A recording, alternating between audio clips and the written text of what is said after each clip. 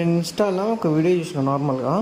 ఎట్లా అంటే ఒక మంచి బిజినెస్ మ్యాన్ ఫుల్ సంపాదించుకున్నాడు, పొలిటికల్ పవర్ ఉంది, అంత ఉంది. ఫుల్ సంపాదించుకొని వాళ్ళ బిడ్డ పెళ్ళి చేసిండు ఒక 8 ఎకరాలలో. 8 ఎకరాలు చేసి 3 స్టేజ్లు వేసి చుట్టాలకి పెళ్ళి కూతురు వాళ్ళ సైడు, పెళ్లి కొడుకు వాళ్ళ సైడు, ఎవరి సపరేట్ ఫుడ్ వాళ్ళకి, స్టేజ్లు, కథ కార్ఖానా, ప్రతి ఒక్కటి అందులో చాలా అంటే చాలా రకాల ఫంక్షన్. ఒక 8 ఎకర్స్లో ఫుడ్ ఐటమ్స్ కావచ్చు, గేమ్స్ లాంటివి, వచ్చిన వాళ్ళందరికీ ఇంట్రెస్ట్గా ఏదైనా చూడడానికి చేసేవి, చాలా ఎన్నో కోట్లు ఖర్చు పెట్టి చేసిండు.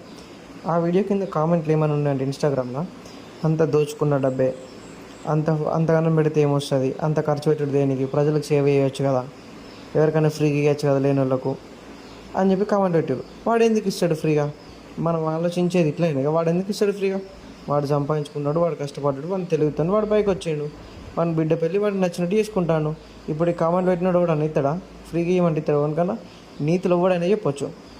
ప్రతి ఒక్కటి చెప్తాడు కూర్చున్న కాడ నీతులు. కష్టపడ్డాడు తెలుస్తుంది ఆ డబ్బు విలువ.